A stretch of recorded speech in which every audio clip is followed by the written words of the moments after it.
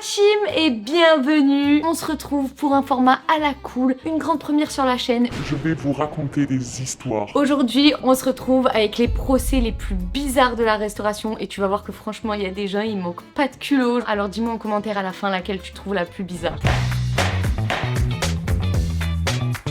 On commence avec l'histoire la plus culottée de chez culotté. Ça se passe en 2007 aux États-Unis. John Benzaf, un avocat américain spécialisé dans le droit du consommateur et de la santé publique, a intenté une action contre Burger King. Pour vous remettre un petit peu dans le contexte, c'est le moment où aux États-Unis l'obésité elle commence à prendre vraiment beaucoup d'ampleur et les gens ils commencent à se dire oula ça craint. John lui il était connu pour ses affaires contre le tabac et tout et là il s'est dit je vais m'attaquer à l'obésité. Donc John il a fait un procès contre Burger King au nom d'une femme atteinte d'obésité en disant que Burger King était responsable de sa prise de poids excessive. En gros ce qu'il va dire John c'est que Burger King ne donne pas assez d'informations sur les calories et tout de chaque burger et que du coup ils induisent en erreur les gens sur à quel point tu prends du poids quand tu manges un burger. Et il va même aller plus loin parce qu'il va carrément dire que c'est Burger King qui est responsable d'une grande part de l'obésité chez les Américains. Donc l'affaire elle a été portée jusqu'aux tribunaux et en gros John ce qu'il a demandé c'est que les chaînes de fast-food comme Burger King ou autres soient plus transparentes face aux macronutriments, calories et tout. Et ensuite il a demandé aussi au gouvernement de mettre des règles plus strictes pour qu'il y ait plus de pubs pour les enfants, pour qu'ils consomment de produits plus sains. L'affaire elle a suscité un débat national sur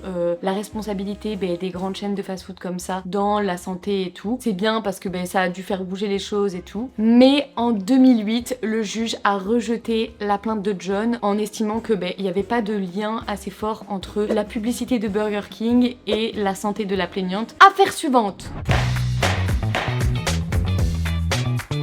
Alors ça, c'est le procès le plus connu dans l'affaire de la restauration. L'affaire remonte à 1992. Une femme âgée de 79 ans, Stella Liebeck, s'est renversé son café qu'elle venait juste d'aller prendre chez McDonald's dans sa voiture. Alors jusque là, tu vas te dire, bon franchement, c'est mignon, mais la meuf, comment elle a mis son café? À un moment, faut pas boire dans la voiture aussi. Enfin, genre, elle se renverse son truc et puis après, elle pète un câble. Mais le problème, c'est que le café était très chaud et Stella a été brûlée au 3e degré, ce qui fait qu'elle a dû avoir recours à une hospitalisation et des greffes de peau. Donc là tu regrettes tout de suite toutes tes pensées que tu viens d'avoir juste avant quand t'as entendu le début de l'histoire. Et oui, Stella a eu des graves brûlures sur 6% de son corps, touchant ses cuisses, ses fesses et ses parties génitales. Et ce qui a fait que elle a dû recevoir de la chirurgie et tout pendant plusieurs mois, des greffes de peau, enfin bref, l'histoire vire vraiment au cauchemar. Donc bien évidemment, Stella, elle a porté une action en justice contre McDonald's en disant que déjà la température du café, elle était beaucoup trop élevée et que c'était pas du tout normal. Mais en plus de ça, pour dénoncer le manque d'informations sur la sécurité que McDonald's aurait dû avoir envers elle en mode fais attention c'est super chaud, nanana, enfin bref. Et en fait pendant le procès, les avocats de Stella se sont rendus compte qu'il y avait plein d'autres plaintes sur le café trop chaud de McDonald's et qui étaient dangereux pour la santé des gens. On découvre que la politique de McDonald's à ce moment-là, c'était de servir le café beaucoup plus chaud que les autres chaînes de restauration rapide pour que tu puisses avoir le café chaud le plus longtemps possible. Le jury a finalement rendu un verdict en faveur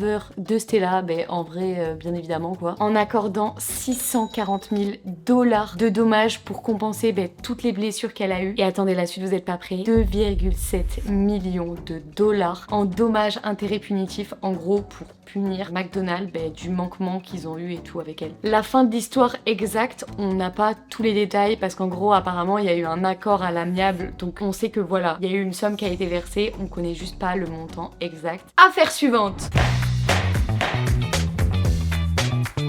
Honnêtement, moi je la trouve plutôt drôle. L'entreprise Pepsi, que je pense vous connaissez tous, a lancé une campagne publicitaire dans laquelle elle dit que tu peux récolter des Pepsi Points quand t'achètes des produits Pepsi et qu'en échange tu peux avoir des petites récompenses. Donc jusque là, tout va bien. La campagne publicitaire, elle met en avant des publicités sur la télé et tu vois aussi passer un avion de chasse. Et ça sous-entend que plus tu cumules de Pepsi Points, plus tu peux avoir des cadeaux stylés. Et alors là, tu peux gagner des objets de collection, des vêtements, des produits électroniques et même des voyages. Jusque là, tout va bien. Il y a un homme, un prénommé John, qui va tenter sa chance. Et il va se dire, go accumuler un maximum de points. Moi, je veux un truc de ouf. Alors, il achète plein de trucs Pepsi. Il cumule et tout machin. Il dépense vraiment des sommes de ouf dans les produits Pepsi pour avoir plein de Pepsi Points. Sauf que lui, il en a rien à faire de ce qu'il y a dans la publicité. Lui, ce qu'il veut en échange de ses Pepsi Points, c'est un avion de chasse. Voilà. juste ça. Tu te débrouilles, Pepsi. Il contacte Pepsi et il leur dit, voilà les gars, moi j'ai récolté tant de points, vous promettez que je peux avoir ce que je veux, donc je veux un avion de chasse. Pepsi, qu'est-ce qu'il pense? Bah que c'est une blague. Sauf que John, il est pas content, John, il a envie de son avion de chasse. Donc qu'est-ce qu'il va faire? Il va aller porter une action en justice contre Pepsi en disant qu'ils ont fait de la publicité mensongère et que lui, il veut son avion de chasse. Bon, l'affaire, elle a été vraiment super longue et interminable pour John, mais au final, le juge a rejeté sa demande en estimant que Pepsi n'avait pas formulé clairement dans sa publicité que tu pouvais gagner l'avion de chasse qui était dedans. Donc il n'y avait aucune raison que Pepsi lui doive l'avion de chasse. Ensuite, ils ont estimé que même si dans la publicité, tu pouvais peut-être sous-entendre ou quoi que ce soit qu'il y avait l'avion de chasse à gagner, aucune personne censée ne pouvait croire qu'en achetant des Pepsi, tu pouvais avoir un avion de chasse en échange. C'est juste que John, il n'y a pas à tout prendre au premier degré comme ça, quoi. Au final, Pepsi a continué sa campagne en poussant le délire encore plus loin que ce qu'il faisait avant, mais en précisant bien en dessous avec un astérix que c'est une blague. Moi, cette histoire, c'est vraiment pour me terminer. C'est comme l'histoire du Red Bull avec les ailes, là. En fait, les gens, ils prennent tout au premier degré. Il n'y a pas, genre, tu vois bien que c'est une blague. On arrête pour celle-ci. Dernière affaire.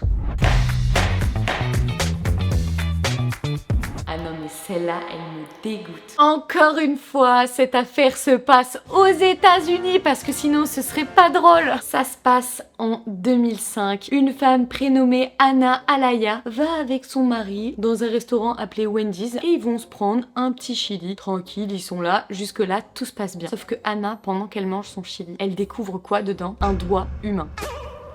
Alors mets-toi dans la situation inverse 2 secondes et essaye de t'imaginer quand tu manges et que tu découvres ça, comment tu te sens après. Donc malheureusement, Anna a déclaré que suite à cette histoire, elle a été malade mentalement et physiquement à cause de ce qui venait de se passer. C'est pas normal de voir ça quand tu manges. L'affaire a fait énormément parler, que ce soit les autorités locales qui ont commencé à s'en impliquer, mais aussi médiatiquement parlant. Donc vraiment tout le monde commence à prendre au sérieux ce truc-là et veut savoir à qui appartient ce WAD. Au final, je pense que vous n'êtes pas prêts pour la fin de cette histoire. Anna a absolument tout inventé. Alors tu vas me dire, mais Roro, il vient d'où ce doigt du coup? En fait, il appartenait à un collègue de travail de son mari et pour monter toute la supercherie et tout, son mari a racheté le doigt à son collègue parce que justement il voulait faire ce scandale pour pouvoir toucher un gros pactole. Faut le penser quand même cette histoire, hein. Donc bien évidemment, vous doutez bien qu'ils se sont fait choper. Au bout d'un moment, ils se sont rendus compte du scandale et au final, Anna a pris 9 ans de prison et son mari 12 ans et aujourd'hui ils doivent plus de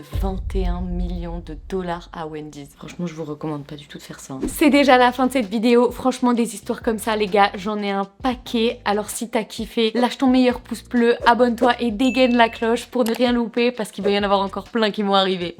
Et n'oublie pas de dire en commentaire laquelle des histoires t'as trouvé le plus bizarre, hein.